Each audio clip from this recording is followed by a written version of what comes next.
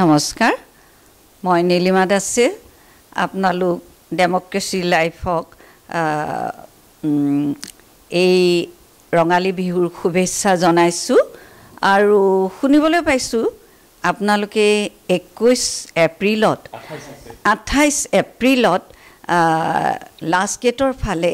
গুৱাহাটীৰ লাষ্ট গেটৰ ফালে অসম ৰঙালী বিহু অনুষ্ঠিত কৰিবলৈ লৈছে এদিনীয়া হেৰিভাৱে এই বিষয়টি আপোনালোকে জনাইছে যে সুস্থভাৱে কৰিবলৈ আৰু এটা নিদৰ্শন হিচাপে অসমৰ আজি মঞ্চ বিহু 52 চনৰ পৰা হৈ আহিছে যিমান 52 চনত আমাৰ এটা বিৰাট মানে আবেগ আছিল মঞ্চ বিহুৰ সেই মঞ্চ বিহুক আগুৱাই নি আজি বৰ্তমান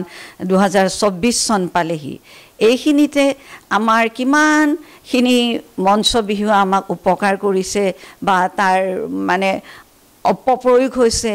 এইবিলাকৰ এতিয়া খৰচি মাৰি আমাৰ বিচাৰ কৰা আৱশ্যক কিয়নো আজিকালি দেখা গৈছে এমাইল দূৰে দূৰে ৰঙালী বিহু অনুষ্ঠিত হয় এইটোৱে কিমান সংহতি ৰক্ষা কৰিছে ক'ব নোৱাৰি কাৰণ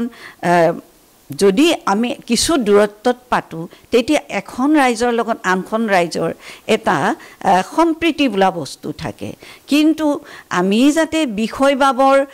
লোভত এমাইল দূৰে দূৰে এই ৰঙালী বিহু অনুষ্ঠিত নকৰো এইটো মই কামনা কৰো অসমৰ ৰঙালী বিহু উদযাপন কৰা সকলো বিহুপ্ৰাণ অসমীয়া ৰাইজক আৰু সেই মই তোমালোকৰ যেটো ডেমক্ৰেসি এইটো ডেমক্ৰেসি লাইভৰ এইটো যি অসম ৰঙালী বিহু অনুষ্ঠিত কৰিবলৈ লৈছা এই ক্ষেত্ৰত তোমালোককো মই সেই বিষয়ে মানে পৰামৰ্শ দিব খুজিছো যাতে সুস্থভাৱে আমাৰ গীত মাত যিবিলাক আমাৰ আগতে বিহুটোতো বিহু নাম গাইছিলে বনঘোষা গাইছিলে লাহে লাহে সময়ৰ গতিত সেইবোৰ বিহু গীতলৈ বহুত পৰিৱৰ্তন হৈছে আৰু বিহু গীতলৈ পৰিৱৰ্তন হ'ল আকৌ বনগীতটো এটাটো সৃষ্টিমূলক গীত আনন্দীৰাম দাসে কৰিছিলে আৰু বিহু গীতৰ সুৰক ৰক্ষা কৰিবলৈ কৰিছিলে আনন্দীৰাম দাসে কাৰণ যাতে বিহু ইমান ভাল পাইছিলে তেতিয়াৰ তেখেতসকলৰ সময়ত কিছুমান অসমীয়া শিক্ষিত অসমীয়াই আকৌ বিহু গীতৰ বিহু নৃত্যৰ বিৰোধিতা কৰিছিলে সেইভাৱে আনন্দীৰাম দাসে বনগীত যে সৃষ্টি কৰাৰ মূলতে যদিও বনগীতবোৰ সকলো বিহুসুৰীয়া নহয় তাৰে এটা মানে ডাঙৰ এটা অংশ এটা ডাঙৰ ব্ৰাঞ্চ এটা বিহুসুৰীয়া বনগীত হয় কিন্তু পিছলৈ তেওঁ বনগীত বুলি ক'লে গোটেই অসমৰ গ্ৰাম্য জীৱনক সামৰি লৈছিলে গতিকে বনগীতৰ সৃষ্টি হ'ল আকৌ আধুনিক অসমীয়া গীততো বিহুসুৰীয়া আধুনিক গীত আমি দেখিবলৈ পাইছো আনকি কেশৱ মহন্ত ডাঙৰীয়াৰ গীততো পাওঁ ভূপেন্দাৰ গীততো পাওঁ শিৱ ভট্টাচাৰ্যৰ গীততো পাওঁ বিভিন্ন জনৰ গীতত হেমেন হাজৰিকাৰ গীতত আমি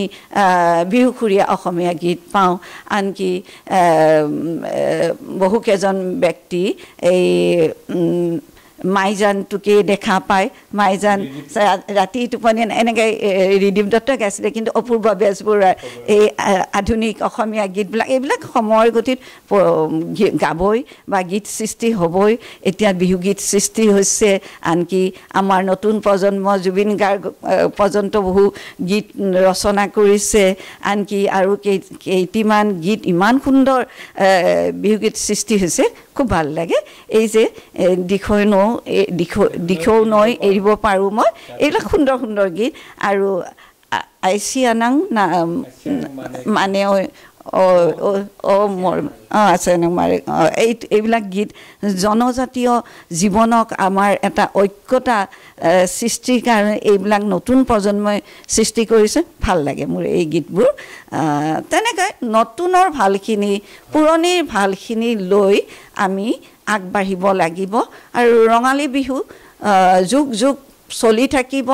আৰু ৰঙালী বিহুৰ যোগেদি আমি বিশ্বৰ